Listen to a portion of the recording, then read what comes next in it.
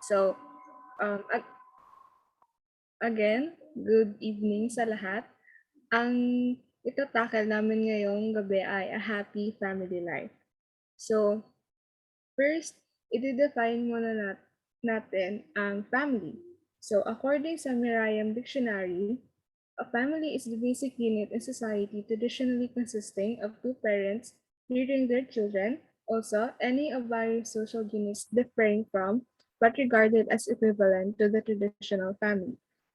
So yun yung definition ng Merriam Dictionary, which is objective. So ngayong modern time na, nasa modern na tayo, alam natin na meron na tayong iba't ibang definition ng family at malawak na rin yung pangunawa natin sa unique families.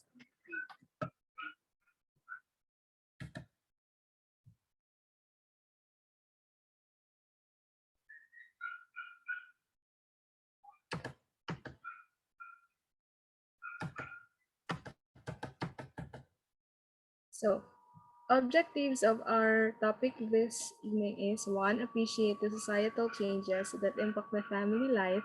2. Discussions of learners' descriptions of what is a family life. 2. Be prepared to raise the level of awareness of the learners about responsible parenthood and the rights of the child and family. And 3. Show examples of desirable traits needed in accomplishing one's responsibility of being a good member of family.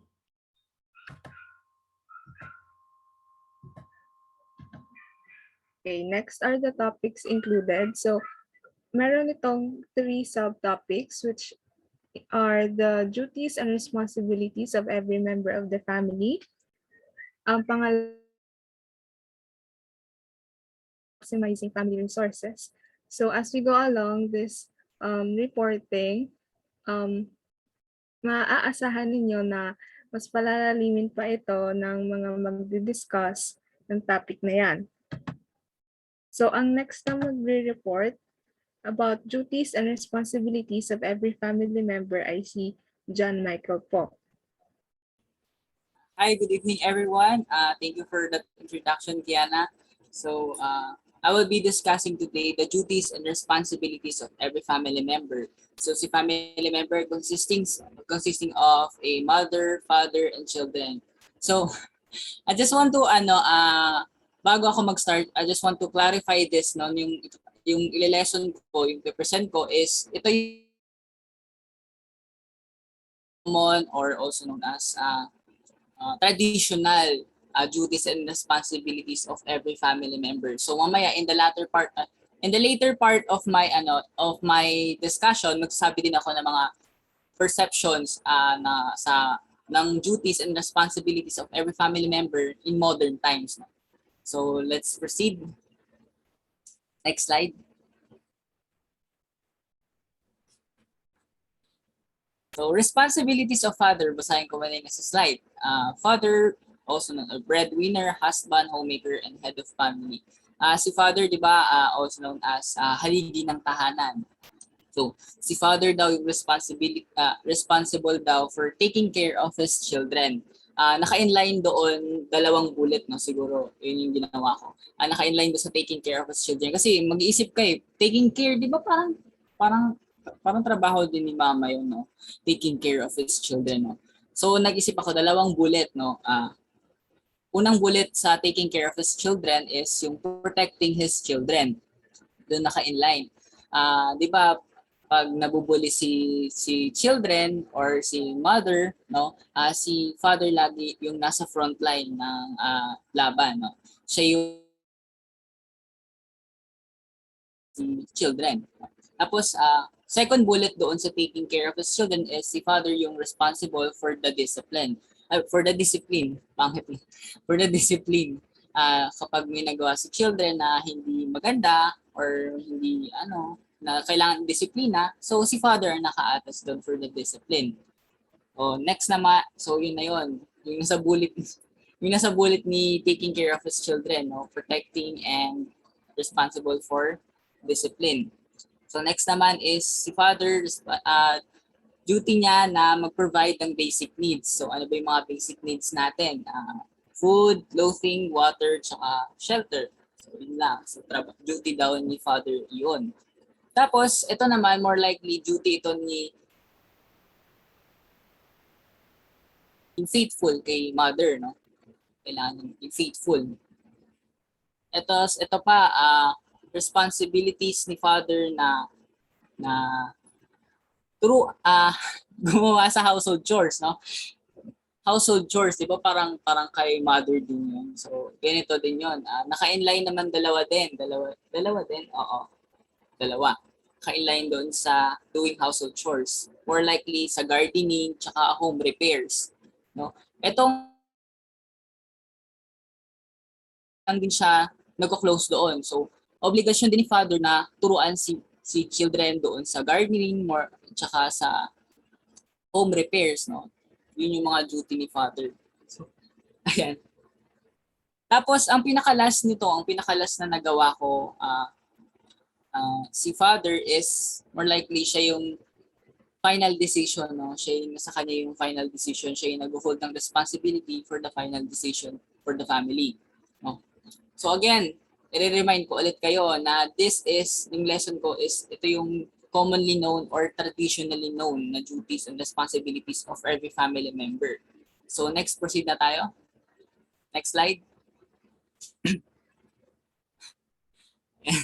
Responsibilities of the mother. So also known as ilaw ng tahanan.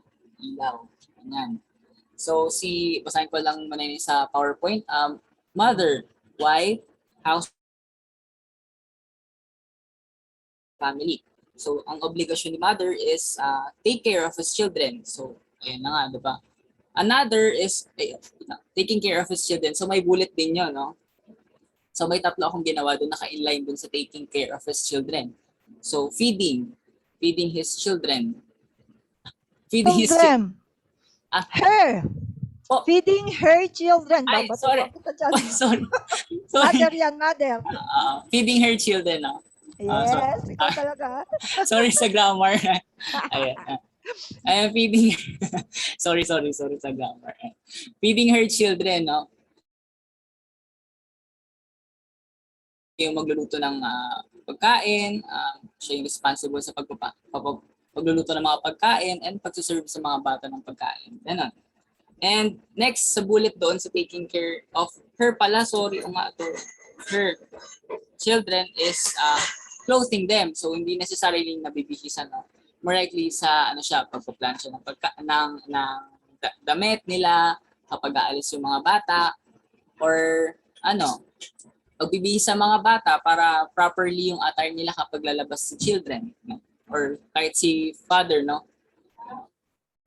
Tapos next naman, obligation din ni mother, no?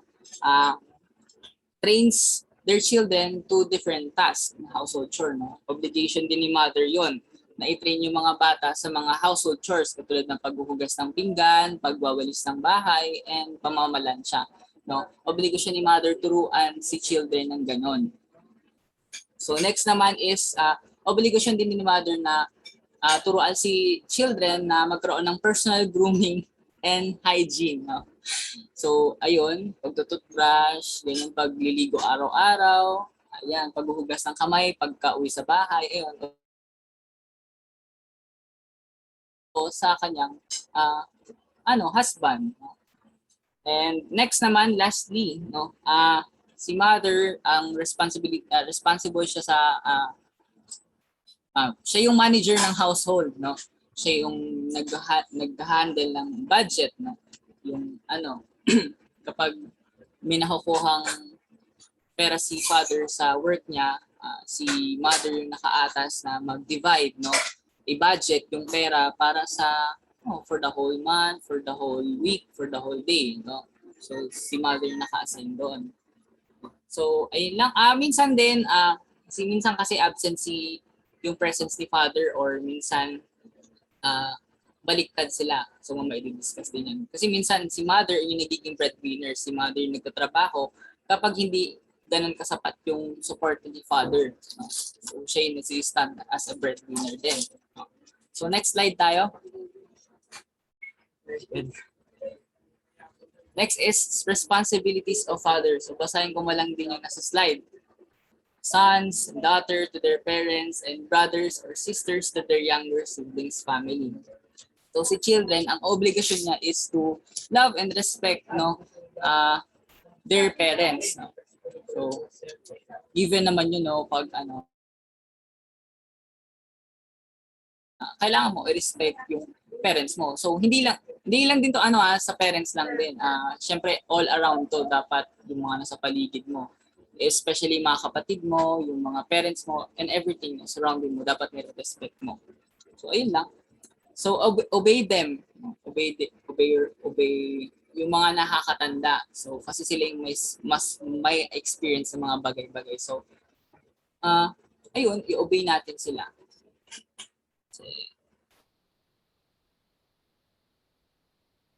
Teaching and advice, ayun nga, kasi 'di ba sila may experience, mas maganda yung ibigay nila sa ating turo, no? Mas may laman kasi sila yung mas naka-experience na ng mga bagay-bagay. And ayun, expected to cooperate with family activities, no?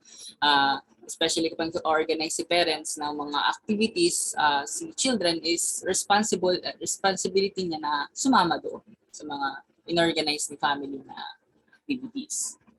So, actually, last slide na kasi tayo. So, maglalagay lang ako ng malaking but, no? B-U-T. Pero, kasi in the modern world, no? In the modern world, no? Iba na yung medyo nagiging perception natin pagdating sa family. So, magbibigay ako ng mga nakalist. Ayun, sasabihin ko lang siya, hindi ko na siya nilagay muna sa PowerPoint. So, sasabihin ko na lang siya. First is shared responsibility. So, si father tsaka si mother, yung trabaho ni mother, kung pwede na din siya maging trabaho ni father, no? Kapag yung mga diniscuss ko na duties ni mother, pwede na din siya maging duties ni father. Yung duties ni father, pwede na din siya maging duties ni mother, no? Mayroon tayong shared responsibility. So, ayun, wag tayong wag nating i-practice sa sarili natin yung mag-stereotype ng mga gawain, no? Kasi ayun nga, according naman yun sa family needs, kung anong kailangan ng family, kung anong presently kailangan ng family, yun nung dapat gawin or dapat i-provide sa atin ni parents, no? And as a children, dapat din, syempre, we are obligated to follow, and kung alam nating mali, no? Minsan mali, and we know na mali din. Learn to speak din, no? So, ayun. And second,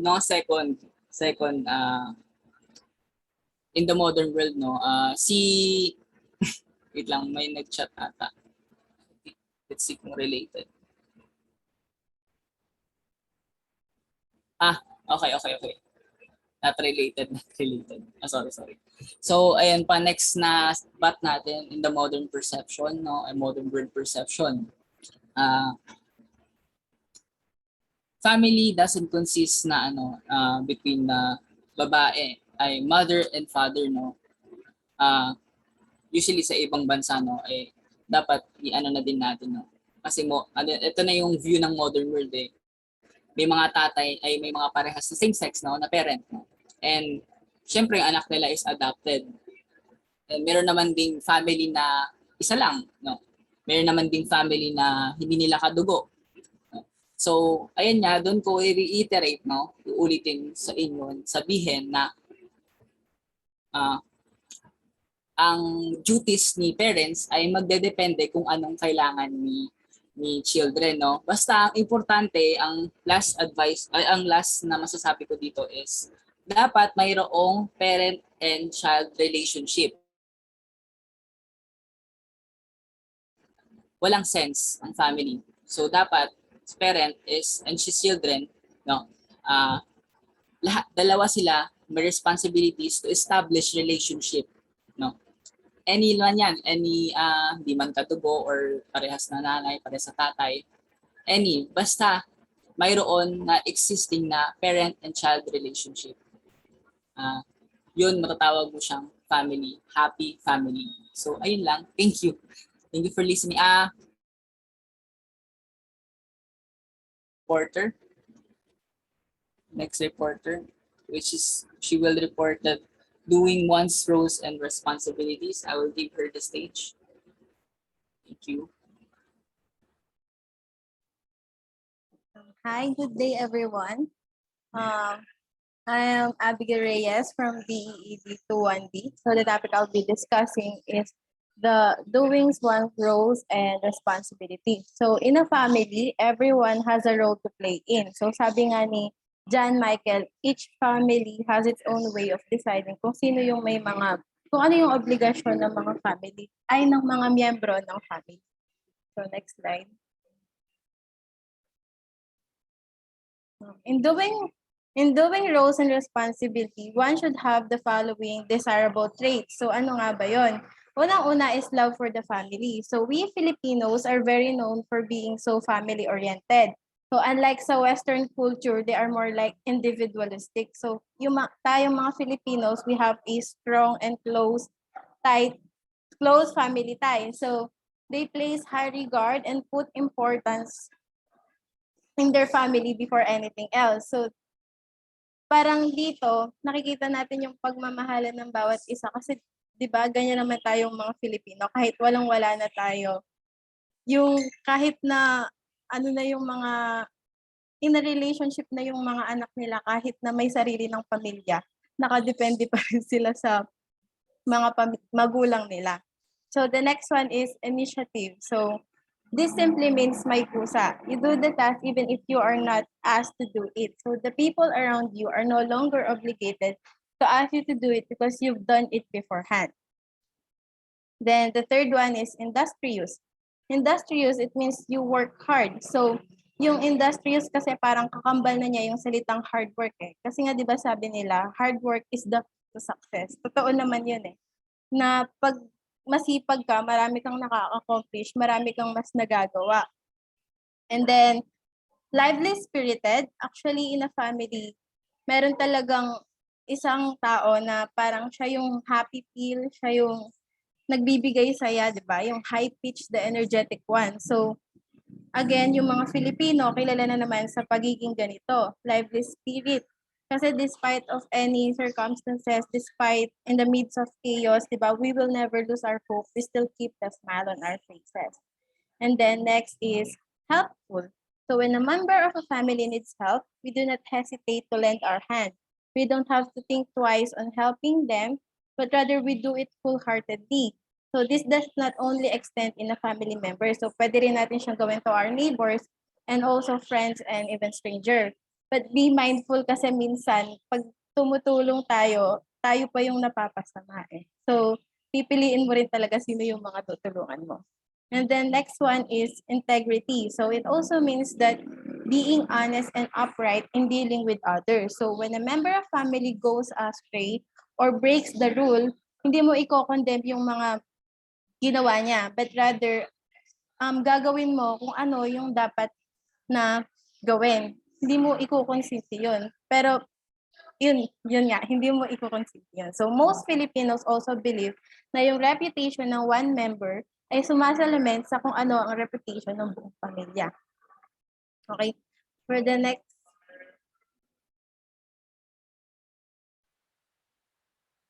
Okay. A wonderful information, Abigail. So, may I ask everyone to give Abigail a virtual clap react for her report? May I? Patingin nga ng mga kamay, just to see kung active kayong lahat pa. Okay, very good. So, before anything else, I do hope that everyone is still engaged with me, and I do hope also na magustuhan niyo yung presentation ko. So first of all, I wanted to introduce myself. So I am Urjan Fruada Faa, and I do believe that there are still a lot of things that we must consider in providing one's roles and responsibilities. So first of all is the skills. So let's define what is skills. So ano nga ba si skills? Next po. Okay, so here's here are the definitions of skills. So first of all is that skills is the ability to use one knowledge effectively and readily in execution or performance. So this was sourced in Merriam-Webster dictionary. Then the second one is that the term skill is defined as a person's ability to do something well and also as an expertise, which comes from the New Oxford Dictionary of English. So, bakit itong mga definition na to ang kinuha ko? So, the reason behind choosing this definition is, first of all, is parang ito yung classic or yung traditional meaning ng skills or kahit naman sino, di ba? The first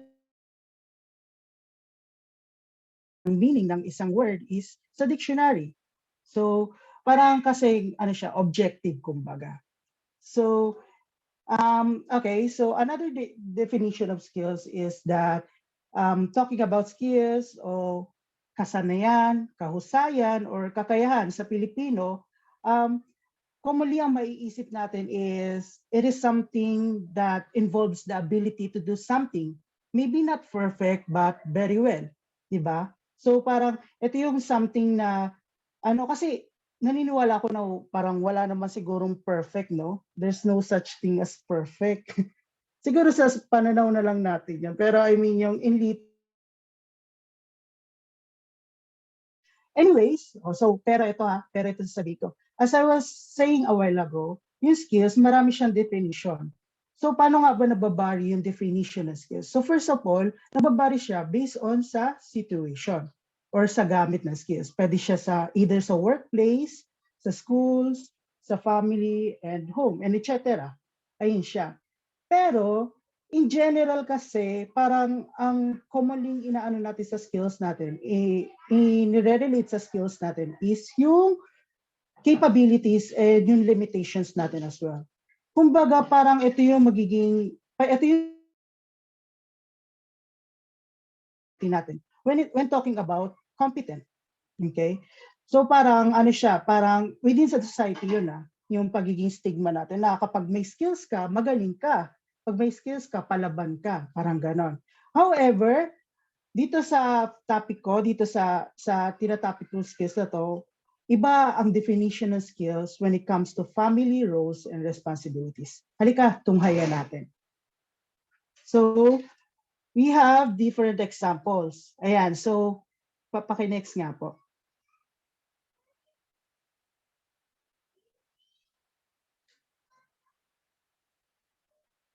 Hello po.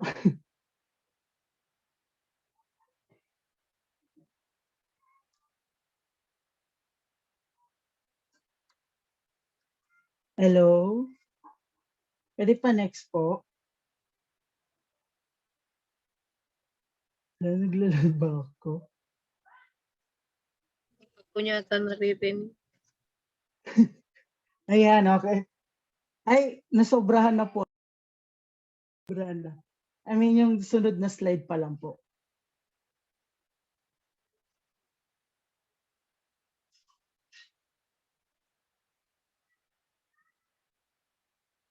Back po.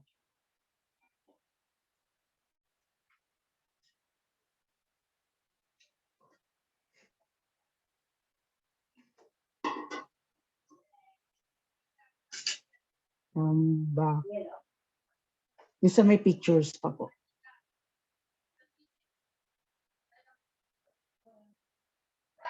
Ayan.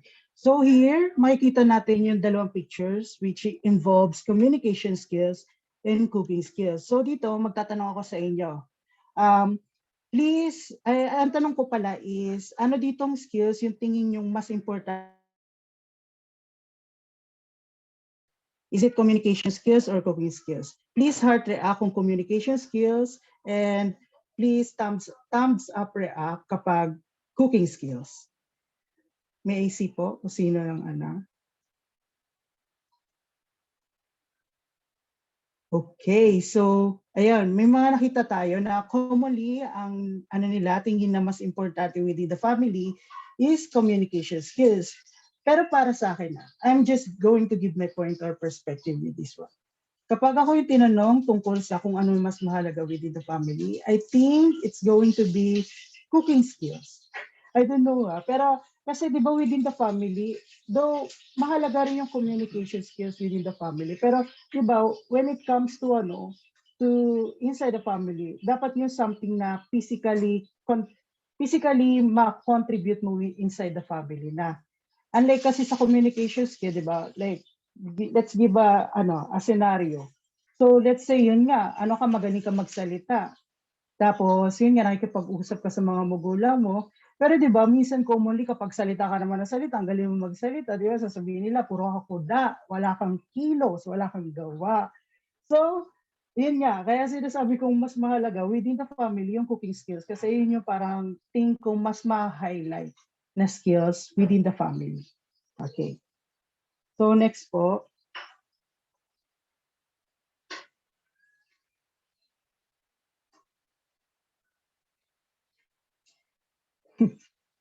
Okay. Hello po. Okay po. Ayan. So the next one is how to obtain skills or paano nga ba tayo magkakaroon ng skills. So first of all, dito sa report ko, skills can be developed through constant practice. Okay. So gaya nga sabi, di ba sa PE, kahit sa basketball, volleyball, practice, practice, practice. Di ba sabi natin, practice makes perfect. Pero baguhin natin yung doon, yung pagkakasabi. Kasi di ba sabi ko nga kanina, walang perfect. So practice makes a good job. Ayan na lang. So yun nga, kapag lagi ka nagpa-practice, parang masasanay ka, madedevelop mo yung skills na yun. And then, afterwards, di ba parang ka na, parang skillful ka na, magagawa mo na yung mga responsibility mo na. Next one is that skills can easily be developed when one has the interest as well as the ability to do the task. So this one, parang ang focus natin dito is interest. So kailangan may interest tayo sa paggawa ng bagay. Once na nagka-interest tayo, di ba, magkakaroon tayo ng curiosity, magbi-build up yung curiosity natin.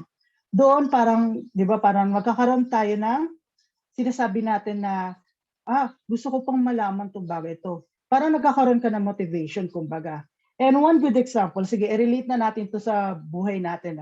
Alam ko, as a teenager, as a college student, syempre, tayo mahilig maglaro ng mobile games. So let's say, COD Mobile. Okay. Alam ko naman may iba sa inyo naglalaro ng COD Mobile. So i-relate na natin siya.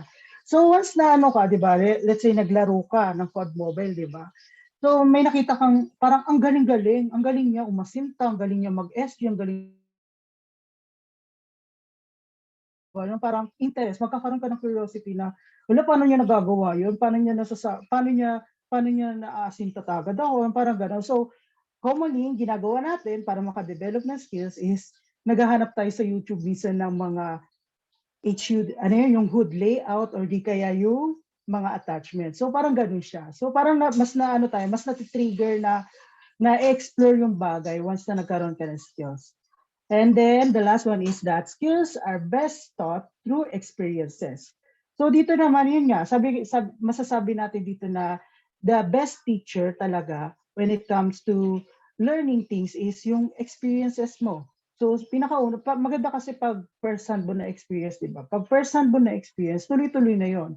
Mag-i-improve ka, then sooner or later, gagaling ka sa mga bagay na yan. So here are the example given. So studying and using cellphone. Next po.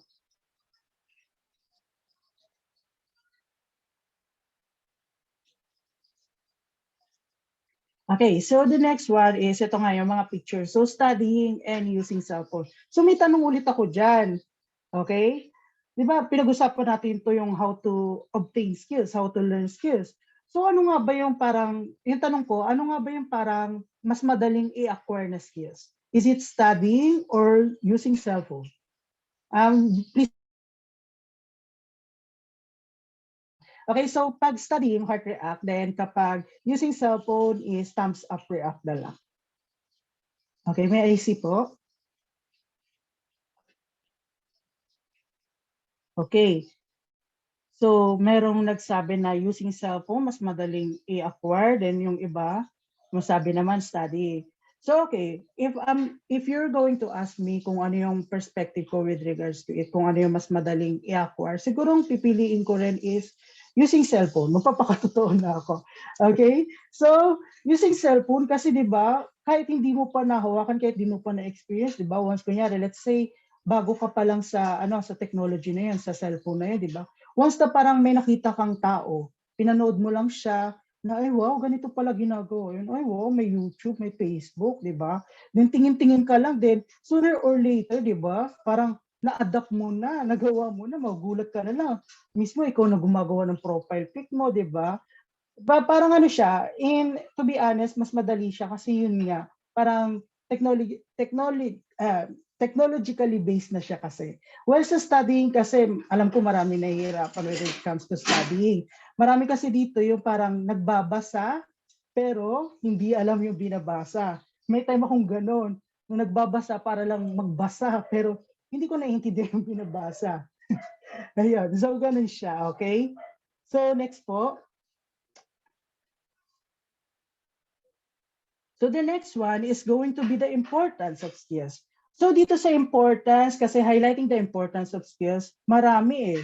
Kung tutusin nga, we have our own opinions with regards to how important skills. Kasi di ba, ano tayo, credible. And aside from that, ano tayo, na-experience natin, kaya talagang credible tayo sa kung ano yung gusto nating opinion with regards to the importance of skills. So here, pinili ko yung article from Learn from Blogs kasi I think it is something na makaka-relate tayong lahat. Okay, so first of all is yung sense of achievement. So sa sense of achievement, skills helps you know your work and the works you can do. It makes you feel important. It motivates you. So dito, parang masasabi ko na once na naka-achieve ka na ng skills, parang yung feeling mo, fulfilled ka, di ba? Yung feeling mo may ano ka, may halaga ka. Yung parang very functioning ka sa family mo. Di ba? Parang masasabi mo dito na nakapalit-palit ba ako? Yung mga ganon, yung mga linyahan sa mga movies. Okay. Ako na lang. Bakit hindi ako na lang? Yung ganon. Okay? So yun nga, sense of achievement. So parang yun nga, nagmo-motivate siya sa'yo. And as well as, yun, mas nagiging, nagkakaroon ka ng importansya sa sarili. Nagkakaroon ka ng self-worth. Okay?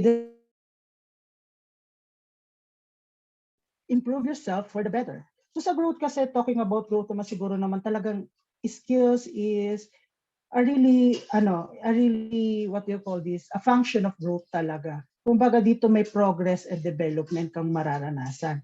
Once na naka-discover ka ng skills, di ba, nakikilala ka na magaling ka dito, magaling ka sa arts, kung sa gawain bahay naman, magaling ka maglinis, so ikaw lagi maglilinis, di ba? Ikaw ang favorite. Ikaw lagi bibigyan ng fried chicken ng mama mo. Ganon. Okay. So the third one is that learning speed increases. So you feel interested in learning other new skills as you know. So parang ano siya, dito learning speed increases, parang kasi 'di ba, pag naka-achieve ka ng skills, masasanay ka, mahasa 'yon. So parang mas gusto mo na laging nagtatanong ka sa sarili, what if gawin ko pa kaya tong isang to? What if 'di ba natuto na akong maghugas ng plato? What if maglaba naman ako? What if mag-mop ng sahig, di ba? Parang nagkakaganon ka ng idea since na pag-aralan mo na yung isang bagay. Next po. So the next one is gives creative ideas from the word itself. Parang nagkakaroon ka ng creative ideas in a way na parang, di ba, pag skills kasi parang ang seryoso masyado ng topic. So, i-relate na lang natin dito yung pagiging smart but witty. Yung ganon. Na kahit na seryoso ka, na smart ka, may sense of humor ka pa rin na nakakatawa ka, yung ganon. So ganon rin sa skills, pwede natin siyang haluan ng something na masaya. Hindi lang para siyang yung parang boring, na parang bland. Pwede natin siyang haluan ng, kunyari, naguhugas ka, tapos kumakanta ka, yung mga ganon. Para maengganyo ka lalo, para ma-motivate ka. So the next one is that achieving new goals. So parang dito, di ba, once na naka-achieve ka na talaga, parang gusto mo pang mag-explore more. Di ba? Parang, I want more. Parang uhaw ka pa. Yung ganon. Parang gusto mo pa ng Oh, total naman marunong na akong maglinis. What if naman mag-ano na ako, let's say magkumpuni na ng mga gamit. Let's say gano'n, 'di ba? Yung parang ano ka, yung parang magkakaroon ka ng different parang different areas na parang gusto mo pang i-explore. Then the last one is attract others. So dito, parang you build a strong support system and unity among family members. So dito, 'di ba, pag kunyari ang sipag mo sa bahay, ang dami mong ano. They don't know what we put in. Fell in love with my best friend.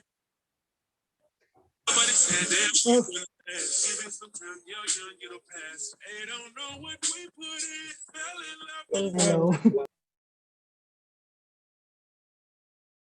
So, ayun. So continue tayo. So yun nga, parang dito, pag kunyari, ang dami mong skills, di ba? Tapos may kapatid ka, siguro let's say 6. Tapos titignan ka nila na, wow, ang sipag naman ng kuya ko. Parang gusto ko gayahin, parang gano'n, di ba? Pero syempre, di ba, hindi ka magpapakabog. Ayaw mo magpakabog, dapat ikaw lang yung favorite child nila. So yun, yung parang attract others in a way na parang nagkakaroon kayo ng bonding na rin dahil doon, nagkakaroon kayo ng kasiyahan. So yun yung importance of skills. So next po.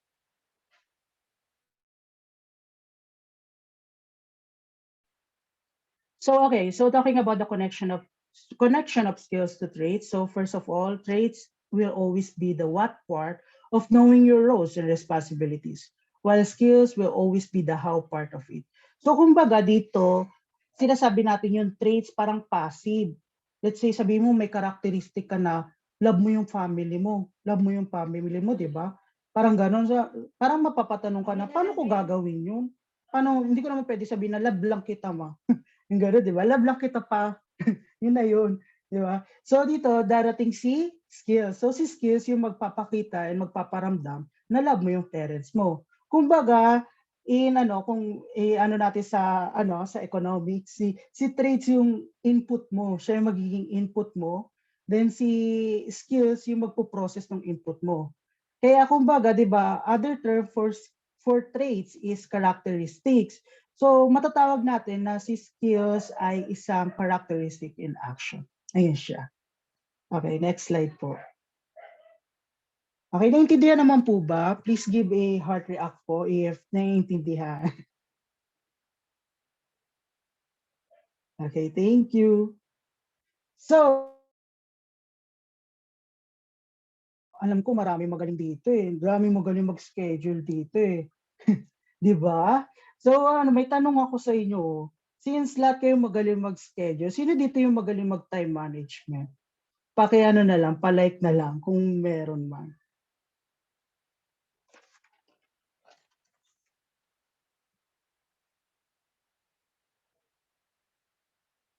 Oh, ano to? Walang magaling mag-time management?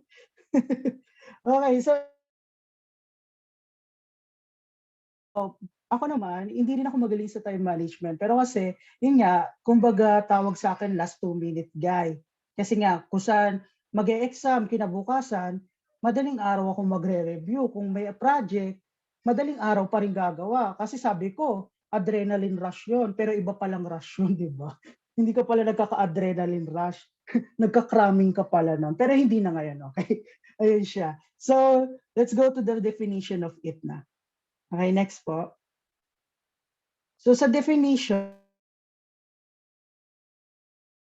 is that schedule is a plan of things that will be done and the times when they will be done. So nanggaling po to sa Merriam-Webster dictionary. And the second one is that scheduling consists of the assignment of starting and completion times for the various operations to be performed by James Lundy, 1957.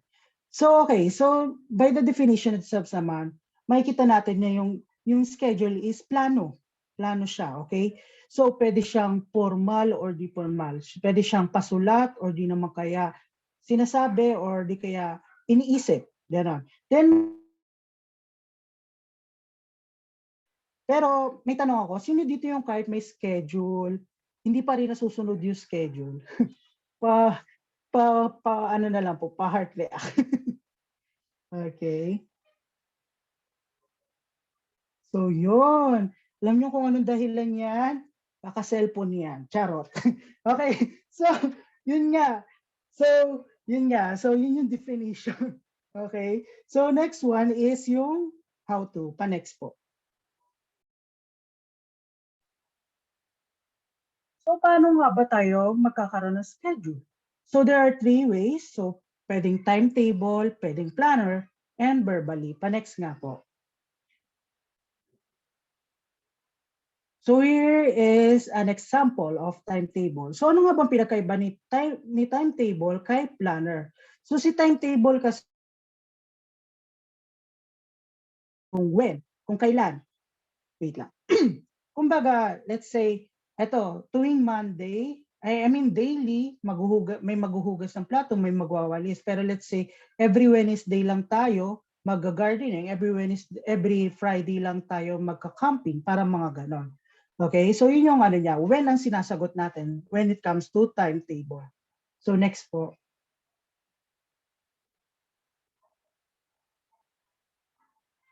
So dito naman, example to ng planner. Si planner naman, schedule siya na nagsasagot sa tanong na who. Dito parang nilalagay natin na, okay, sino yung gagawa ng paglilinis ng kwarto? Si ate. Sinong maghugas ng plato? Si kuya. Sino maglalaba? Si bunso. Parang ganun siya, okay? Tao yung inaano na natin sa planner.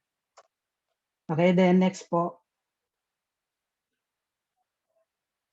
Next is verbally. So dito, ito yung common eh. Verbally, yung parang 'di ba lagi na lang utusan ka. Diyan nga tayo kalimitang naiinis eh. Malagi na lang utos, gano'n. Pero yun nga, ito yung common na pag-schedule. It is pa lang, 'di ba, papagalitan ka na. Ang tagal-tagal mo bumangon. Parang gano'n, 'di ba? So, para siya yung nagiging alarm clock na natin, and as well as yung taga-guide natin kapag kung ano gagawin. 'Di ba? Maglaba ka na. Araw na ng paglalaba, o gano'n. Okay, so next po. So, ano yung importance ng schedule of work? So, i-summarize ko na lang to. So, yung importance ng schedule of work is that, di ba, parang mas ano tayo dito eh, may garantisado tayo kapag may schedule tayo. Parang hindi tayo nangangamba, hindi tayo nagda-doubt, hindi tayo parang, natutuliro na, anong gagawin ko ngayong araw? Wala, tambak na naman ako ng gawain, di ba? Parang ganun siya. Then parang ano siya, yung schedule is na-engage lahat ng family member, nag-work yung family member mo. Kasi yun nga, di ba? Parang active kayo lahat. Na, ayun nga, si kuya gagawa nito, ako gagawa nito, si ate maglilinis, si mama maghahanda ng pagkain. Yung parang feel safe ka. And at the same time, parang nagkakaroon ka rin ng time mo sa pamilya mo, time mo sa mga kaibigan mo, time rin sa jowa, syempre. Hindi yan, kung may jowa kayo, sana all. Pero yun nga, yun tayo sa jowa, then as well as time na rin kay God. Ayun. Okay, next po. So, the same as sa skills. So, meron rin connection yung schedule when it comes to traits and skills. So, si schedule is the blueprint for skills and traits. So, bakit nga ba siya blueprint? Kasi, hindi mo magagawa yung dalawang yun kung walang schedule. Di ba? Let's say, sabihin mo, gusto mo maghugas ng plato, gusto mo maglaba, gusto mo sabog yung oras mo, di ba? Like, may ibang hindi mo magagawa. So, parang ang pangit, di ba? So, para magawa mo yung dalawa, yung skills mo, then yung traits mo, may pakita mo rin, need mo ng schedule. Yan ang kulang sa atin. Schedule, yan. So, next. Okay, so yun yung last. Pero we have another topic, which is yung doing your household work well. Okay, so next po. So yan. So first of all, doing the work properly and according to the schedule. Pa-next po. So siguro naman sanay kayo doon sa mga do's and don'ts, no? Alam niyo naman yan. Yung kunyari, pag magwawalis kayo, kailangan ganito ang tamang pagwalis. Kailangan hindi dapat, hindi lang isang side yung winawalisan. Alam niyo kung bakit ganon? Kasi nga, yung do's and don'ts natin, si mother rin yun, si mama rin yun. Papagalitan kayo pag hindi kayo maayos maglinis, pag mali yung ginawa nyo. sabihan kayo, rascal and tamad. Okay? Well, commonly sa akin na nangyari yun. Kasi minsan, minamadali ko yung gawa minamadali ko yung mga household chores ko yun. So, napapagalitan lagi. So, ulit na naman. So, ayun yung dapat natin iwasan, yung umulit. Then, mahalaga rin na may schedule. Gaya na sabi ko kanina. Schedule is a good thing to organize things. Okay, next po.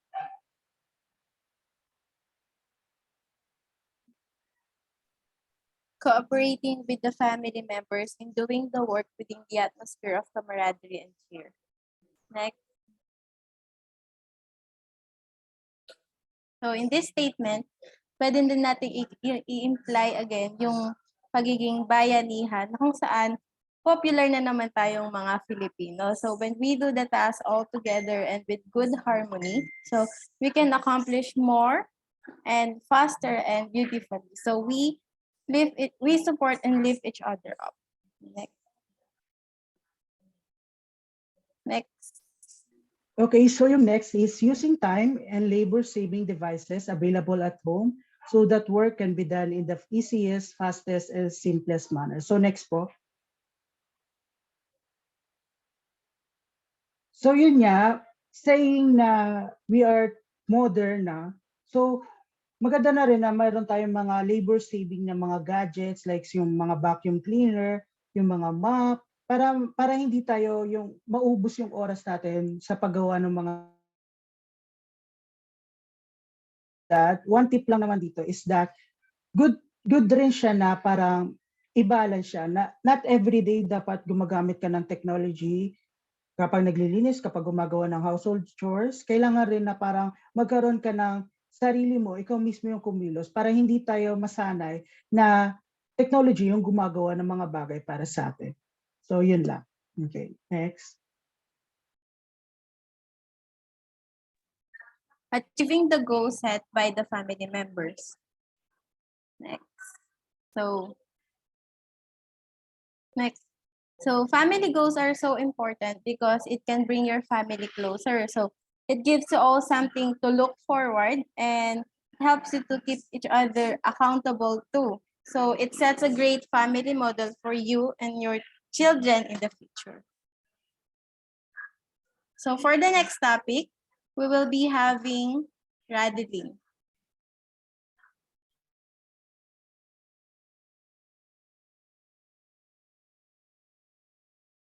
So magandang gabi po sa ating lahat. Thank you then Mr. For that makabuluang discussion. Ang natapat po sa aking topic ay tungkol sa topics. Hello po, naririnig po ba ako? Yes po. I'm gonna make it short na lang po kasi ibang information under nito. So what are some of the household tasks that every family member usually does? So dito po tatalakayin po yung ilang mga gawain na kadalasang ginagampanan ng bawat miyembro ng isang pamilya. Isa na nga dyan yung fixing and making beds, dusting furniture, sweeping the floor, wiping glasses and mirrors, washing clothes, taking care of the baby, preparing family meals, setting and cleaning the table, arranging toys and other, ironing clothes, sewing or gardening, helping father fix things such as broken windows, chairs, utensils, etc. And the last one is helping the mother do the marketing and cooking. So we all know that each family member has a responsibility to fulfill. So lalo na yung karamihan sa atin yung mga panganay, yung mas maraming ginagampanan na gawain sa bahay, tsaka yung mga magulang, ayan.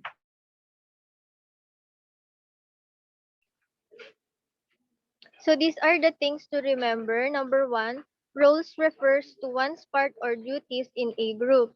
However, responsibility refers to one's obligation that goes with one's role. So yung role daw po ay tumutukoy sa tungkulin o ganap ng isang tao na kabilang sa isang group. Samantalang ang pananagutan naman po or yung responsibility ay tumutukoy sa mga obligasyon ng isang tao na kinakailangan niyang tugunan. Number 2 naman po is father is the man of the house, the breadwinner, and the head of the family. Mother is the woman of the house and the manager of the household. And children are expected to show love. They participate in household works and show in decision making. So, ayan, self-explanatory naman na po siya. Next slide po. In doing one's role and responsibility, one should have desirable traits such as love for the family and industriousness or kasipagan, a lively spirit, helpfulness, integrity or integridad, and understanding or yung pag-intindi. Sa pagganap mo sa role, yun yung dapat na ipopossess mo or ika-characteristic mo para magampanan mo ng mabuti yung role mo at saka yung responsibilidad mo. Next, the last one naman po is the schedule shows allotted time in doing a task. So, this correlates with the discussion of the nag-report, which is yung paggawa po ng schedules. Ilang po. Thank you po.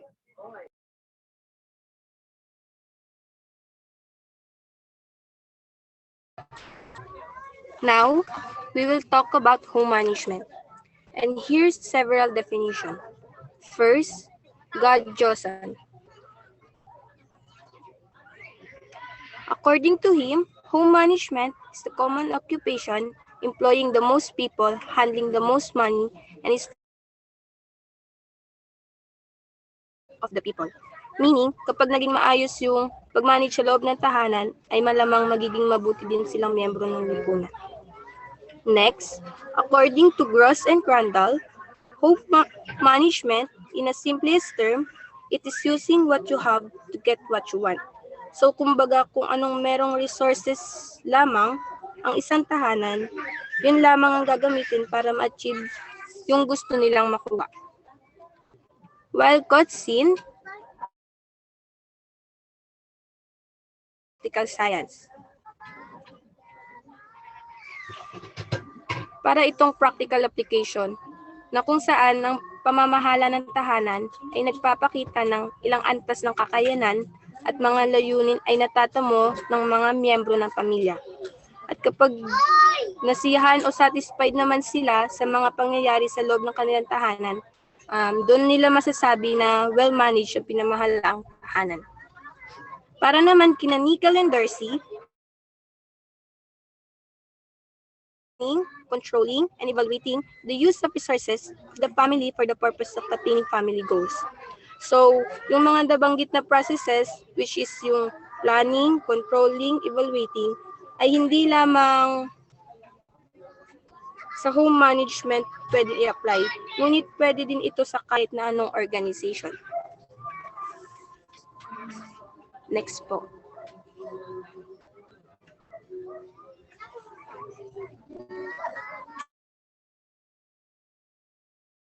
Nickel and Darcy na merong planning, controlling, and evaluating, nadagdag din dito yung organizing. So itong apat na processes na ito ay ina-apply sa resources na meron ng isang tahanan.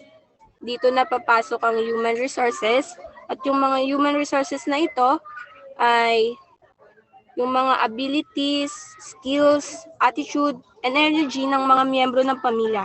Samantalang yung non-human resources ay kung anong meron ng pamilya when it comes to time, services, and community facilities. So, kapag naging maayos ang pag-manage doon, marirealize nila ang kanilang family values and ma-achieve nila o ma-attain yung kanilang mga family goals. Next.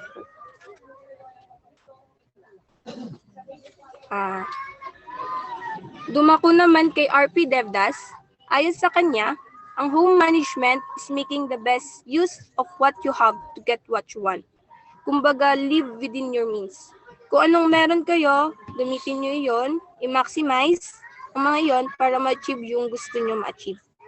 Kinumpare din ni Devdas ang home management sa isang dam at resources sa rainwater. Familiar naman kayo, di ba, sa mga dam, like La Mesa Dam, Angkat Dam. Kaya sa illustration na ito, pinagambing ni DevDAS ang home management to a dam at resources to rainwater. Rainwater or yung resources na deposit sa dam of home management ay i-utilize for building a house, education, and medical needs of children. Kapag maayos na utilize yung home management, in simplest term, home management is family working together for common purposes. The forming of a plan of action, the sharing of responsibilities, the organized and controlled use of available resources. That's all. And now I will give the stage to our next presenter, Jody Biel.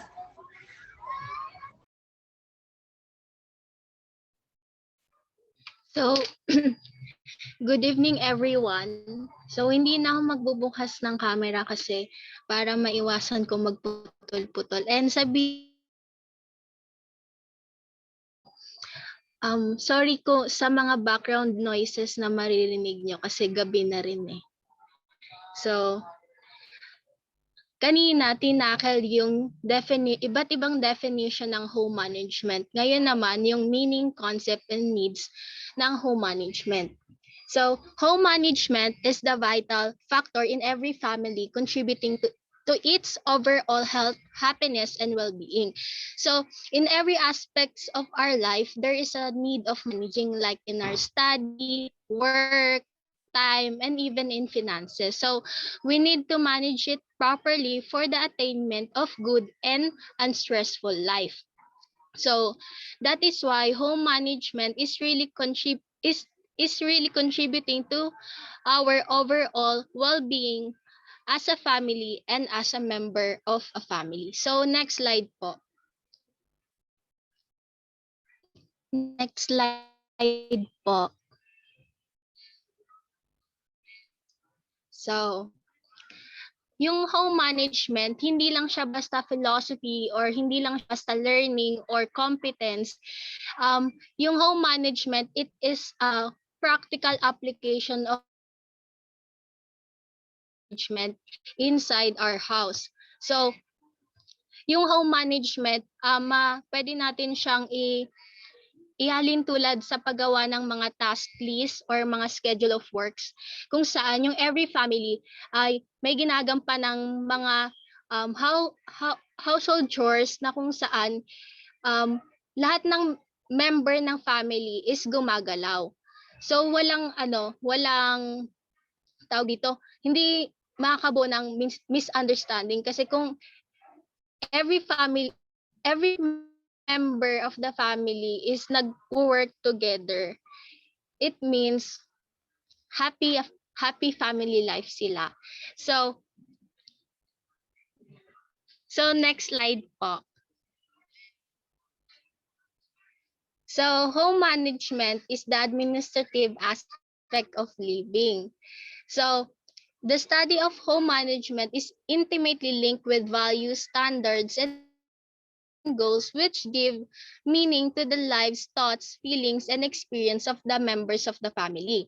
So, home management does not only of managing tasks, but also involves values, goals, and feelings of every family member. So, that is why communication should be practiced inside your home. So, it is better if the family has unity, who has also goals for the family that wants to achieve. Buo ng family, nandiyan yung nanay, tatay. And yung nanay at tatay na yon, ang first goal nila is to provide for their children and make them finish schooling. So, after lumaki ng mga anak, doon na rin sila makaka-build ng own goals nila para sa sarili nila and also for their family, katulad ng travel abroad or yung gusto nilang mag-give back sa parents nila. Yun yung mga karaniwang goals na naririnig natin. And also A well-managed home is one in which the homemaker, having acquired a degree of competence, works towards well-defined goals or objective. When these are achieved, it will provide him or her a sense of satisfaction. So, once na ma-achieve mo yung goal na gusto mo, dun mo na yun mararamdaman mo after yung feeling ng satisfaction. So, kwento ko lang, dun sa Rain Nanay kasi, sa Showtime, pag tinatanong yung mga nanay kung ano yung greatest achievement nila as parent, lagi nilang sinasabi is yung nakapagpatapos sila ng mga anak nila. So, dun pa lang, dun sa akala ng iba na hindi importante yon. Pero sa mga nanay, napaka-importante yun. Yun yung, dun na build yung satisfaction nila as parent. So, next slide po.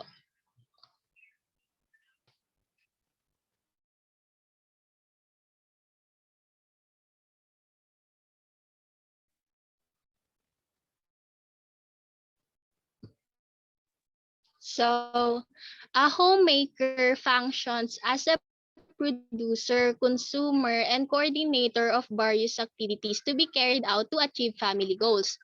So, he or she managed the house in such a way that all members are satisfied and able to work together to achieve. It can be the mother or father or even yung mga older brother or sisters. Syempre kasi hindi naman lahat ng naiiwan sa bahay is mga nanay, meron na rin mga working moms, and meron na rin also mga house husbands.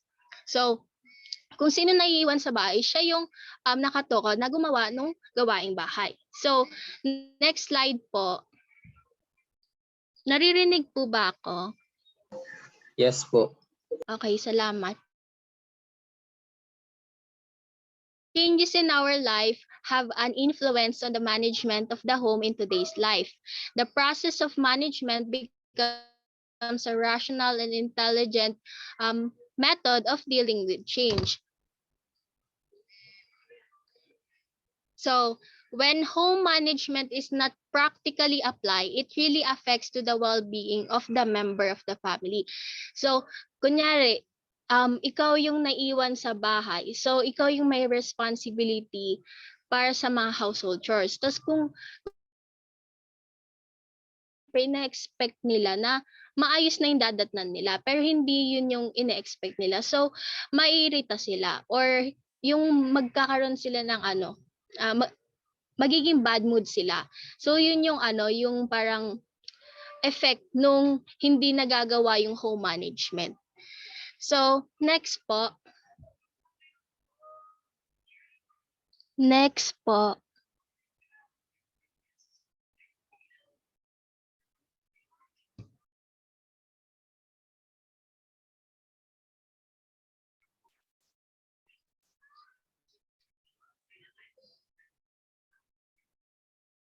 Yan.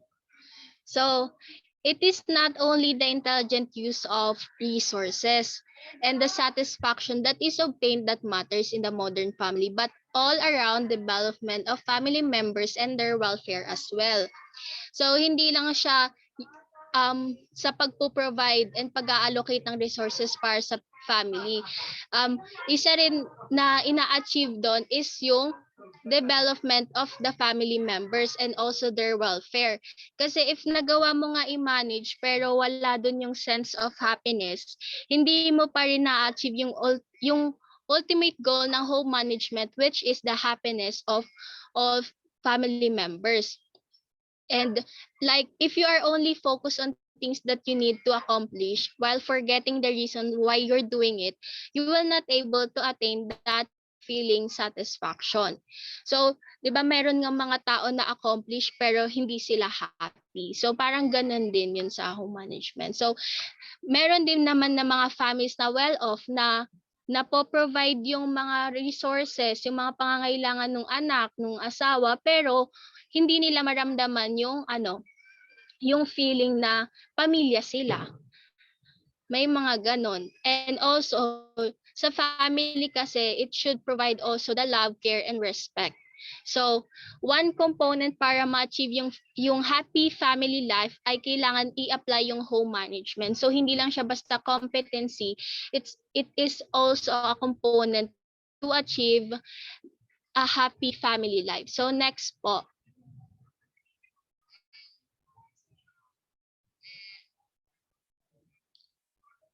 Yan. Therefore, a systematic knowledge of home management is needed.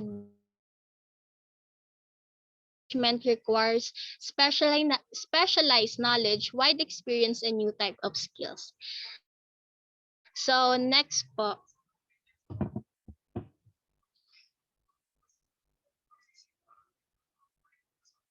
So,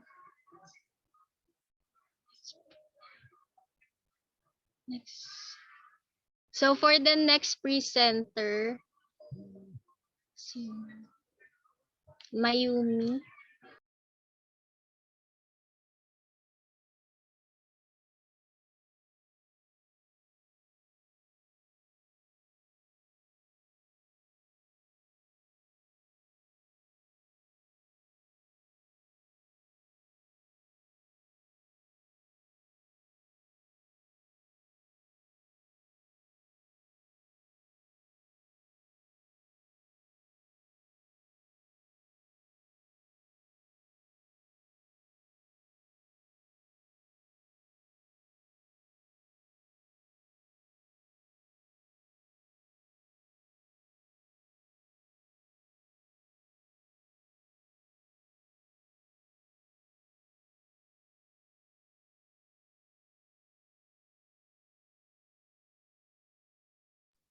So, for the next presenter, si Mayumi po.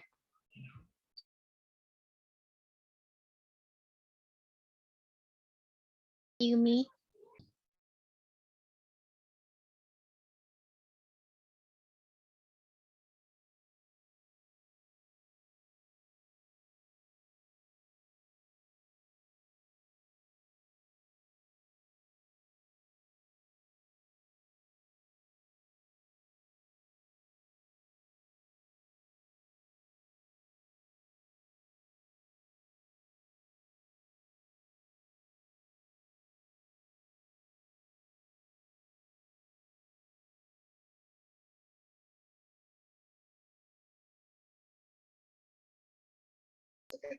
Okay, since Mayumi is not around, I will be the one who will be discussing this. So, maximizing family resources, management plays a significant role in shaping our lives. With the changing environment, the need for management also becomes inevitable to identify and deal with problems which emerge from change. Effective management in the home depends to a large extent on the managerial ability, interest and leadership quality of the homemaker, and also their ability to motivate the family members in the right direction for achieving desired goals. To the homemakers who wants to manage her or his home, knowledge of of home and management is helpful and essential.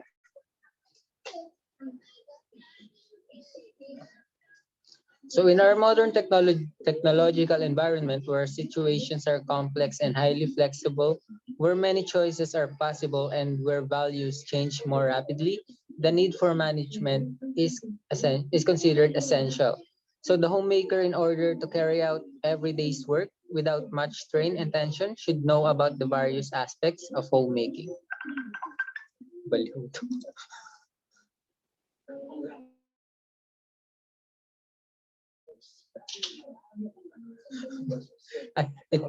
Maximizing family resources, it compromises the study of planning and organization of action and the control and utilization of the various resources of the home for the proper benefit of the members of family. Also, family economy and the method of proper distribution of family income. And the third one is all aspects of homemaking, such as meal planning, proper choice of foods, if different aspects of family life, economic, social, psychological,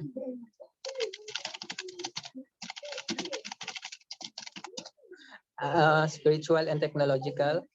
It, it applies this knowledge to the use of family resources to meet living situations to solve problems and help resolve conflicts. Next slide.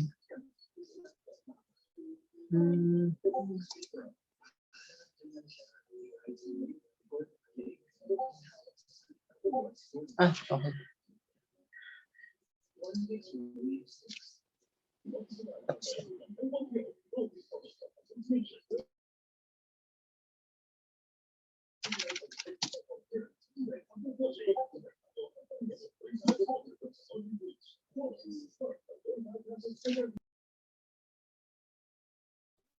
Ma'am.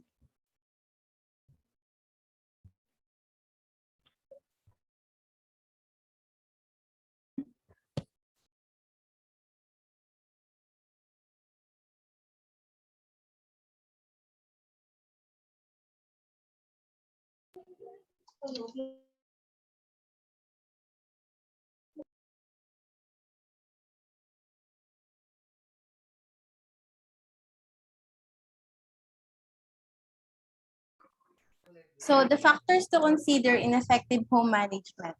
Next.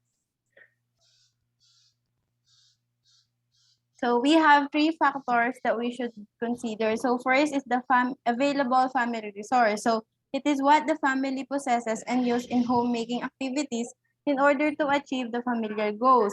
So kung ano lang yung kaya ng pamilya, yung capacity or the availability na meron dapat, yun lang yung limit mo. Kasi kumbaga, live within your means. So what we need is to be contented on what we have at huwag tayong maghahangad ng sobra. So the next one is skills and interests of family members. So what family members' special skills and their interest to do. So it's a factor kasi nga sabi natin sa family may role and responsibility. So bilang member ng pamilya, we have different skills na mag-excel tayo. So in order na magkaroon ng magandang management, yung task is divided to the family na related sa skills at interest ng member ng pamilya. And then lastly is the family values and goals. So what the family wants to achieve. Siguro lahat naman ng pamilya, di ba? May mga gustong marating, may mga gustong ma-accomplish. Then next.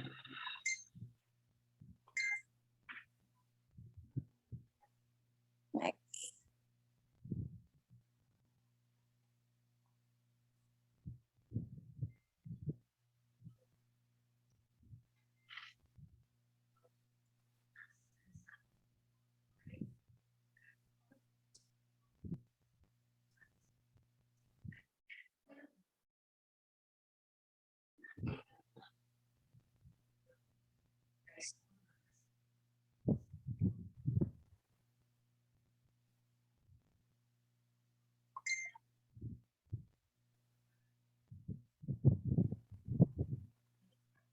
Okay. So the 2 types of family resource. So we have human resource and non-human resource. So mag-focus muna tayo sa human resource. When we say human resource, these are this is found within ourselves. So ano nga ba yung mga to? So we have the skills, the knowledge or the talent, 'di ba? And then the non-human resource naman is the materials which are tangible, nahahawakan like money, land, yun yung mga example nila. So para magkaroon tayo ng further background sa human and non-human resource, we'll be having Jamaica.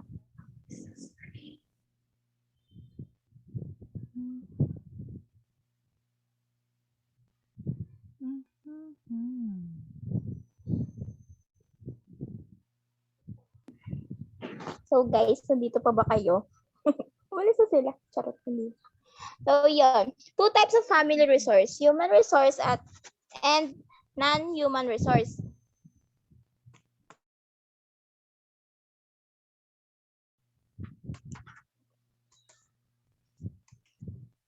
Wait lang po. Wait lang. Mama, pa next Jamaica. Pwede next week ka na lang. Next week na lang. Next week na lang, pwede. Pwede last na ako. Pwede last na ako. Mahaba ka Sige, pa sige. ba? Pwede Mahaba ngayon pa na. ba? Mahaba pa ba yan, Jamaica? Maigli lang to, promise. Bibilisan So, ko na you lang. are the last na. You are the last. Yung kaba ko eh. Oo nga. Kaya nga. So, Ma'am, you are maikli the lang last po yung na. part ko po.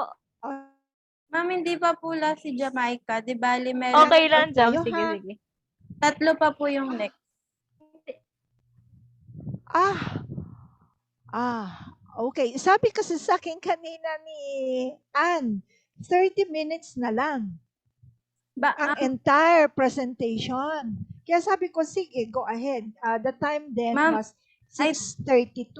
Ma'am, nagkaroon po ata kayo ng misunderstanding kasi parang Okay. remaining time na lang po ata yung kanina, yung 30 minutes. Okay. Okay. Kasi humaba tuloy kayo. We can always have it next meeting. Diba? Oh. Kayo, sige, tapusin na muna natin si Miss Jamaica kasi ninenervyos siya. So, wag na natin siya panervyusin next meeting. Okay na. Sige po. Tapos after Miss Jamaica, okay lang po ba para dun sa iba, yung 3 pang susunod? We can always pick it up next meeting. Or no, continue on in the GC.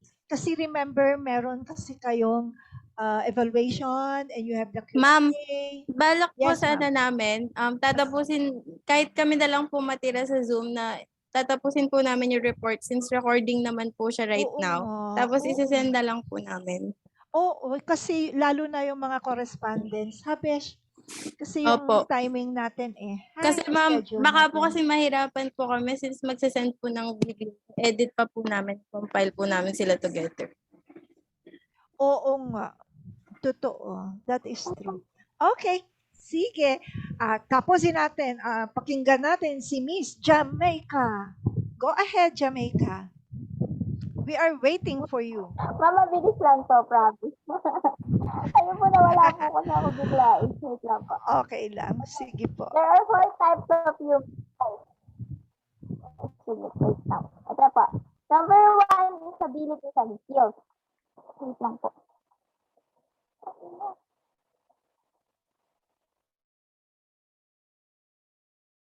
Skills. Oh my gosh, wait lang.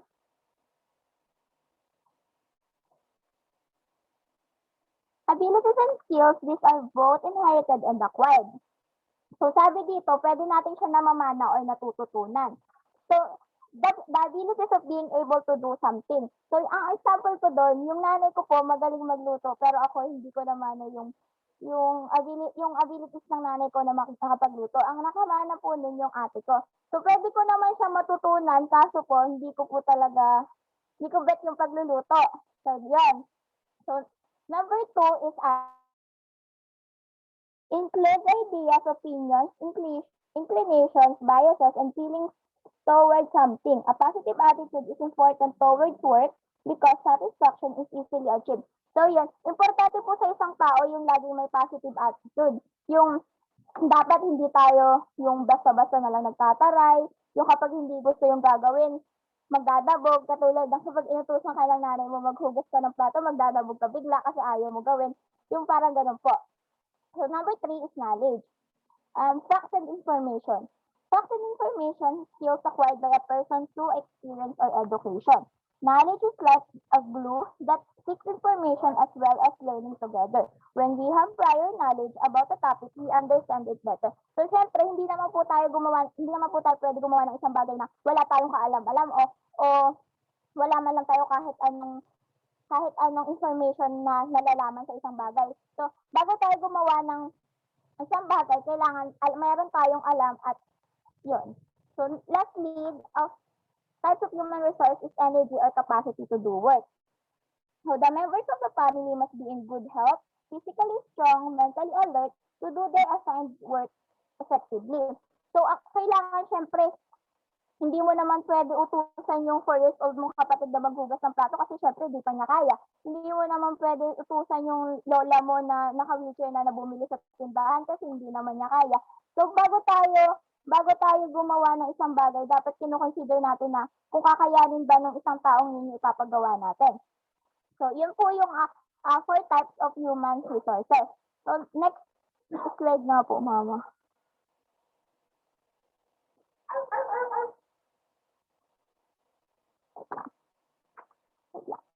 There are 5 types of non-human resources, or also known as material resources. So number 1 is time. It includes long or short period. So time plays a significant role in our life. Time helps us to make a good habit of structuring and organizing our daily activities. If we have time, better. So, tawag dito, ito nga po yung sinasabi natin na ang oras ay hindi natin maibabalik, kaya dapat alam natin yung halaga ng oras. And number 2 is money. Lang po. Money, purchasing power to help acquire needed goods and services. You can decide where and how you want to live when you have a good income or financial resources. On the other hand, when you do not have much money, choice may be something that you cannot afford. The choices available to you may not really be choices at all. Siyempre, naniniwala na ang pera, happiness, hindi nabibili ng pera ang kasiyahan. So, heart react naman ako dun sa naniniwala na hindi nabibili ng pera ang kasiyahan. Kasi ako, hindi ako naniniwala dun. Nasa Shopee yung saya, kaya dapat may pera ako. Sana nag-gets mo.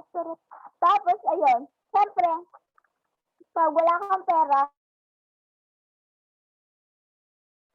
kaya nga po yung connotation sa mga mahirap na kapag syempre pag mahirap ka, wala kang choice kung hindi gawin yung kahit hindi mo siya gusto. Ayun, yun lang po. And number 3 is goods and property. Materials must be durable, non-perishable, or perishable. So, bago tayo gumawa ng isang bagay, syempre kailangan natin ng materials. So, kailangan din ang goods and property. And number 4 is community facilities, include police, public schools, and library, and health center. Ito yung nakikita natin sa mga barangay natin and sa community natin. And lastly is environmental resource.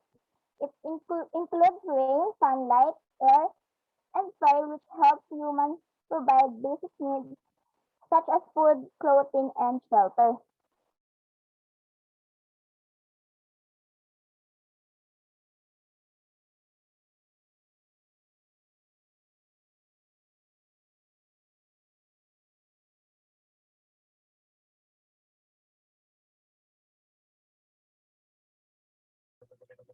So, for the identification of family resources, so we have to note that resources are anything that one might use to achieve a goal.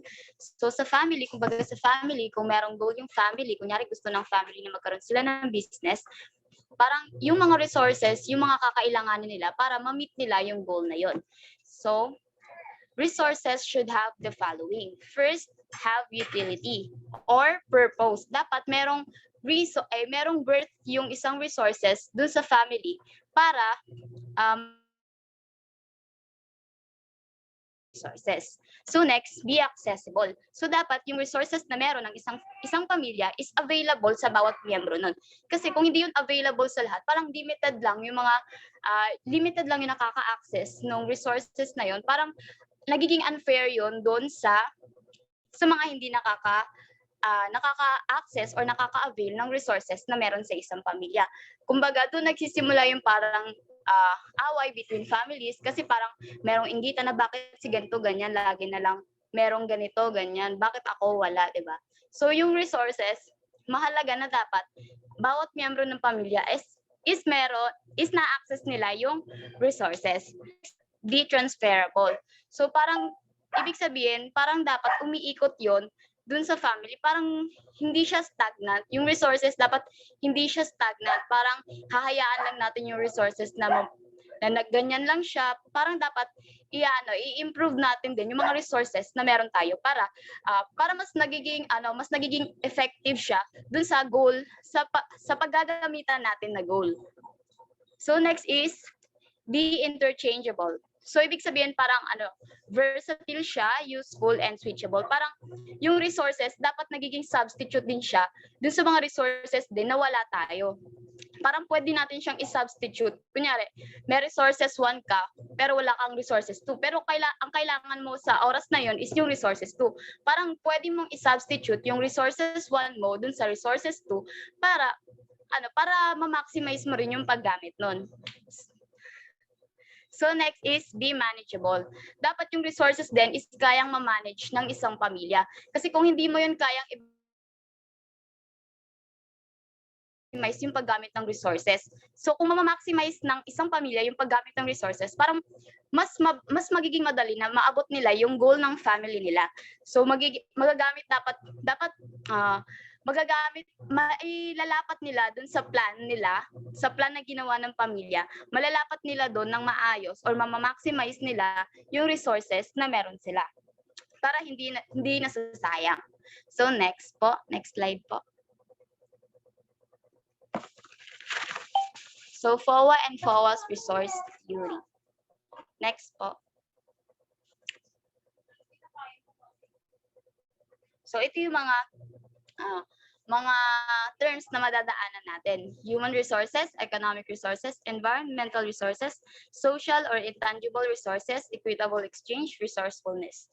So resource theory was first promulgated or promoted by Uriel FOA in 1971, followed by Edna FOA. So resource theory is a social psychological framework for understanding social interactions and the relationships that form between individuals in everyday life. So sinasabi na people gather resources through relationships. Yung resources daw nakukuha natin sa pamamagitan ng pakikipag-ugnayan natin sa ibang tao. So social interaction and relationship provides ways para ma-obtain natin yung mga needed resources from others. So next slide po. So ano nga ba yung mga types ng resources? So there are 6 types of resources that are exchanged in relationships. So una dyan is yung love. So kapag meron yung love, nakukuha natin yun. Okay, yung love, nakukuha natin yon sa mga taong nakapaligid natin. Meron din naman tayong nakukuha na love mula sa sarili natin. Yun yung tinatawag nating self-love.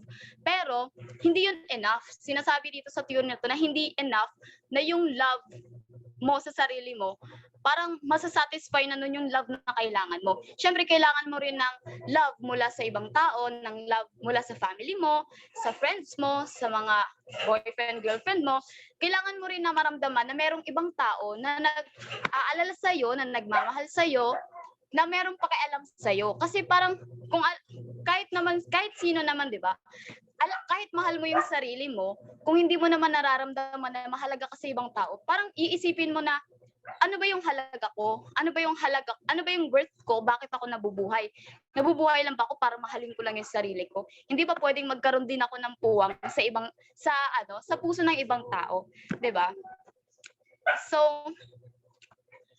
sinasabi din na ang bawat isa sa atin ay merong intense desire to be loved. So natural na yun sa pagiging tao na magkaroon tayo ng desire na mahalin din tayo. Hindi pwede na tayo na lang yung magmamahal lagi. Syempre, kailangan din natin ng ibang tao. Ano naman lang ba ako ng wifi? Okay, next. Next is status. So status, ito yung parang classification natin sa society na ginagalawan natin. So parang nakukuha natin yung status kapag nasa isang grupo tayo. Siyempre, hindi naman pwede na maklasify tayo sa isang grupo kung mag-isa lang tayo, di ba? Hindi naman natin matatawag na grupo kung mag-isa lang tayo. So siyempre, ito yung parang dito mo mararamdaman yung sense of belongingness mo. Kunyari, anong status mo sa buhay? Meron tayong status sa family natin. Anong status nyo sa family mo? Anak ka ba? O ikaw ba yung parent? Kapatid? Ganon. Meron din namang financial status. Meron tayong mga class, di ba, sa economy. Meron yung poor, intermediate, and yung mga mayaman, mga rich. Di ba? Yung status, makukuha natin yon, yung resource na status, kapag, syempre, nakikipag-interact tayo sa ibang tao. So, next is information. So, informations are constantly changing. Yung mga informasyon na meron ngayon, pwedeng iba na yan sa mga susunod na henerasyon. So, dapat bilang isang tao, natural na na hanapin natin kung ano yung latest or update na information. So paano natin magagawa 'yun? Syempre sa pamamagitan ng pakikipag-interact, pag-discover mula sa ibang tao. Hindi naman pwede na mahanap lang natin yung sagot sa sarili lang natin, di ba? Kailangan din natin ng ibang tao or ng interaction sa ibang tao, di ba? Sabi nga, yung pakikipag-interact natin sa ibang tao, meron tayong lesson na nakukuha. So yung lesson na yun yung parang information na magagamit mo rin sa sarili mo. So next, we have money. So yung money, nakukuha natin, syempre ang money, kailangan yan, mahalaga yan. Kahit sabihin natin na yung sinasabi ng iba na mas mahalaga yung love kaysa sa money. Hindi natin may tatanggi talaga na yung money sa panahon ngayon is mahalaga. Kasi ito yung ito yung magpo-provide ng mga pangangailangan mo. Ito yung magiging exchange dun sa mga kailangan mo, sa pagkain mo, sa bahay, sa mga bills mo. Syempre money ang kailangan dun. Hindi naman pwedeng love lang yung ibigay mo doon, di ba? So, money, makukuha natin to kapag nag-a-apply tayo ng trabaho. So, sa pag-a-apply natin ng trabaho, nagkakaroon tayo ng interaction sa ibang tao. So, yung interaction natin na yon, nagsisimula sa pag-a-apply natin, then yung mga kasama natin dun sa trabaho, di ba, kailangan natin makisama. So yung pakikisama natin na yon, parang yun yung nagle-lead para magkaroon tayo ng pera. So, next, goods. So, dito naman nagkakaroon tayo ng relationship na tinatawag na consumer and producer relationship. Siyempre, pag sinabing relationship, siyempre merong ugnayan yon, may interaction din yon. Para makabili tayo ng mga pangangailangan natin, siyempre kailangan natin pumunta dun sa mga stores. Siyempre, pag bibili tayo, hindi naman pwedeng, ito, bibiling ko to. Sarili mo lang yung kakausapin mo. Siyempre, kakausapin mo yung cashier, yung may-ari ng store, kung pwede, di ba? So, yun yung way para kailangan mong makipag-interact para makuha mo yung mga goods na kailangan mo. Next, lastly is services. So, services, parang ito yung parang magiging maintenance natin. Kunyari, nagkasakit tayo. Siyempre, ang kailangan nating service is yung service ng doctors. So, siyempre, pupunta tayo sa mga doctors, magka-consult tayo, so, meron na namang interaction doon. And doon sa interaction na yun, na-meet natin yung pangangailangan natin sa services. So, next slide po.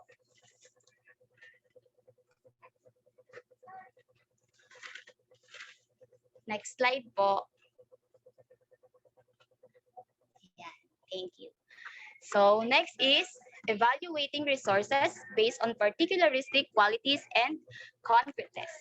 So, first, meron tayo dyang 4 na resources.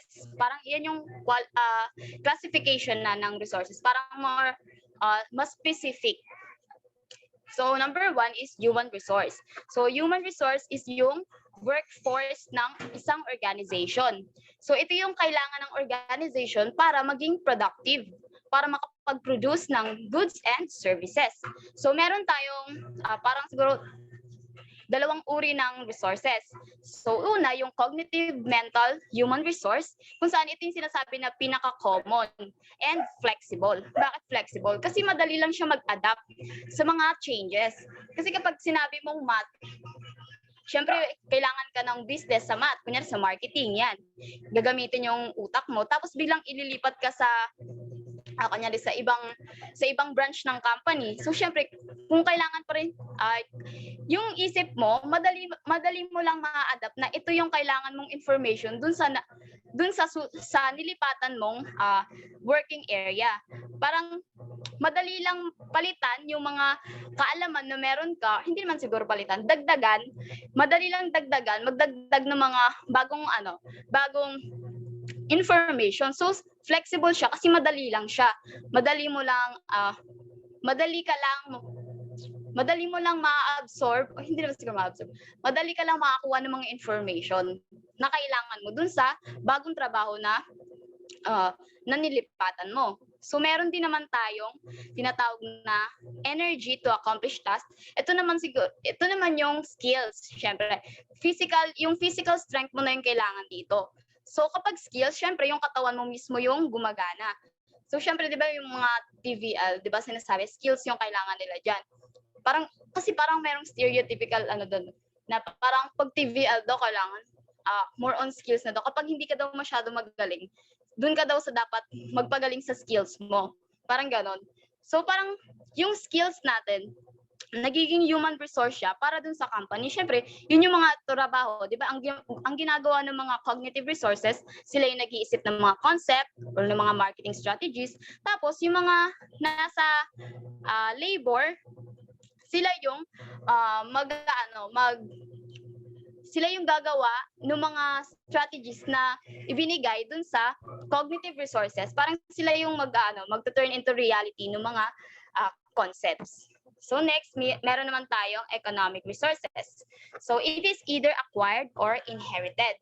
Acquired, ibig sabihin, pinaghihirapan natin yung di ba, financial status na meron ka. Kunyari, gusto mong ma-meet yung financial status na ganito, syempre paghihirapan mo yon, pagtatrabahuhan mo yon. Tapos pag inherited naman, karaniwan to sa mga business. Yung mga family na may mga businesses, pinapamana nila yun sa mga anak nila. So, hindi na, parang dun sa magiging anak nila, ang kailangan na lang nilang gawin is yung i-manage na lang yung business na yun. So, we have 4 economic resources: land, labor, capital, and technology. So, land are natural resources used for production of goods and services, like raw materials, fish, soil, minerals, energy resources. So, labor, parang human resource din to sa economic. Parang human resource din siya, pero more on related siya sa businesses or entrepreneurship. Next is capital. So yung capital is yung assets for production or yung assets na meron yung isang business company or firm. Next is technology or sometimes referred to as entrepreneurship. So ito na yung mga businesses na. So next, environmental resources. So we have 3 types of environmental resources na nakalagay dito sa module. Meron tayong renewable, sustainable, and green. So renewable resources, ito yung mga napapalitan gaya ng biomass. Yung sustainable naman daw, ito yung mga resources na pangmatagalan at na kailangan ding i-sustain para din magtagal. So, syempre, nakapasok na din dito yung mga renewable and non-renewable, pero kailangan lang i-sustain. Tapos may tinatawag namang green, more on related siya sa forestry. So next is social resources.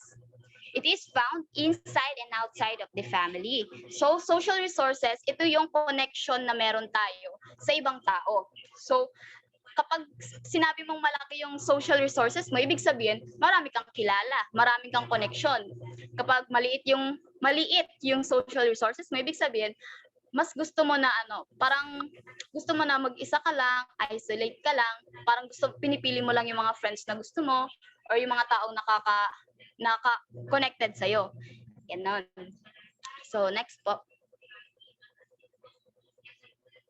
So, equitable exchange and resourcefulness. So, equitable exchange, receive something equal to what is given. So, parang give and take lang yan. Kung anong binigay mo, yun din yung ibibigay ko sa'yo.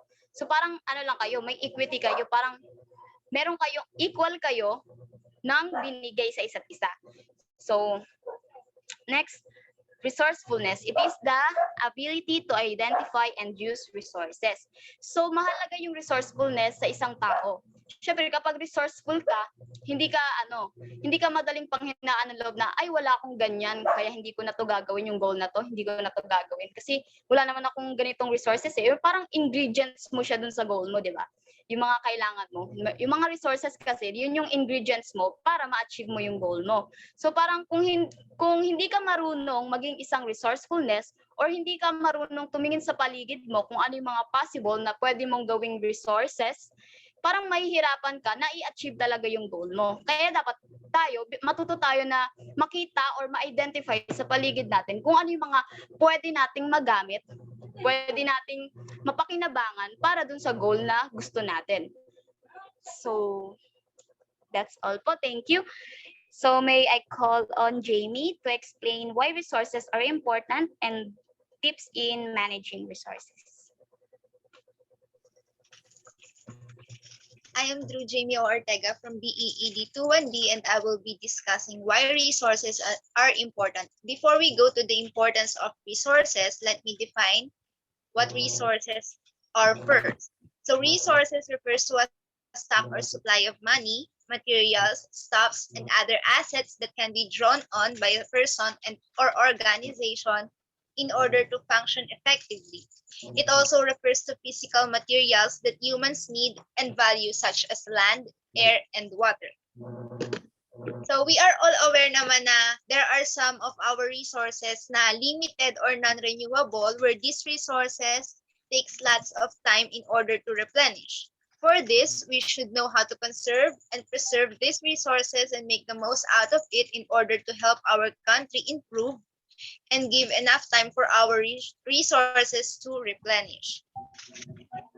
So here are some importance of resources. First one, resources are important because this is where we get our daily needs like foods and water. They are also important in order for us. We have two reasons for this one. The first one is to create an end product from essential raw materials that could benefit the community. And the second one is to transform these resources, which are the raw ingredients, in the form of food or into nutritious meals that could give nutrients and vitamins to the body. Next slide po.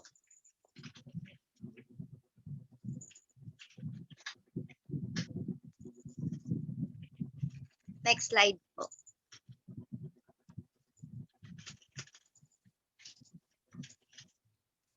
Next slide po.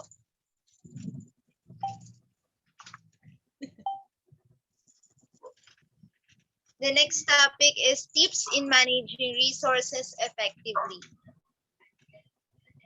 We have 6 tips on how we can manage resources effectively. Next slide. The first one is to use energy and time properly. We need to use energy and time properly because it will help us to use our time wisely by, for example, by time management or preparing work schedules and following it so we can use our time wisely. The second one is know how to budget money in order to make spending worthwhile. We should prioritize the needs over our wants. The third one is know how to use clean and take care of appliances, tools, and furniture in order to keep them functioning well. Next slide po. Fourth, adopt a cheerful and positive attitude towards work to make it easy, interesting, and enjoyable. Fifth, assign responsibilities that can make use of one's talents and skills. This make work easy and interesting. Kapag ginamit natin yung skills or talent ng isang tao sa isang activity na kailangan niyang gawin, masisiguro natin na magiging maayos yung resulta. Yung number 6 naman, yung last one, make good use of community facilities in order to meet some of family needs and wants, to reduce spending and realize family goals. Next slide po. Let me call on Mark Anthony to discuss how can you assure the Thank you very much. So right now we're almost at the end of our discussion. And now that we know what each family members, what we already know their roles as a family member and also the different types of of the resources, which are human and non-human resources. Now, how can we ensure as a family member the attainment of the family goal? So this is just simple. We need to help each family member plus effective use of resources available. So the members of the family are in turns taught how to make use of these resources in the most economical and effective way as possible. Okay, so this is just a summary of what we've discussed today. So with our discussion, we have we are aware that we all have our own definition of family. Each of family members has their own roles and responsibilities, and as a future teacher, we need to let our students be aware of what role they're going to play in a family at the very young age. So each members of the family has their own important duties and responsibilities. And in doing roles and responsibilities, one should have the following, which is schedule of work, skills. I mean, they should have at least one of the 6 desirable traits, the skills, and third, the schedule of work, which we have 3 types, the timetable, planner, and the verbal. So we need to let the students know how important it is to improve their skills, give examples so they can visualize it. Also, let them be aware that technology is there to make job easier, but also they are not there. Those things are not there to do all things for them. For example, the vacuum is there, but it needs someone to control it.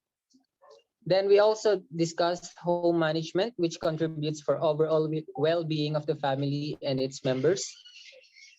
Home management is a family working together for common purposes and the forming of a plan of action, the sharing of responsibilities, the organized and controlled use of available resources. Now, just to repeat, we have 2 types of family resources, human and non-human resources, and then 4 types of human resources, while for non-human or material resources, we have 5 types. So again, thank you very much for your time, and I hope you learned something from our discussion. Or do you have any other questions? All right. Okay. Okay, so I would like to take this opportunity as well to give credits to our team members, which are Kiana, who did the introduction, John Michael, Abigail. We also have Mr. Urjan, who is also our team leader, Miss Radeline, Marcia. We also have Jody Biel, Mayumi, Cleo, and Jamaica, Mercy, and Jamie. And of course, Mark Anthony again. And after this, we will be sending you links for us to check if you've learned something from our discussion. And we would also like to know what will be your feedback with the way we discuss this topic. Thank you very much again, and have a good night.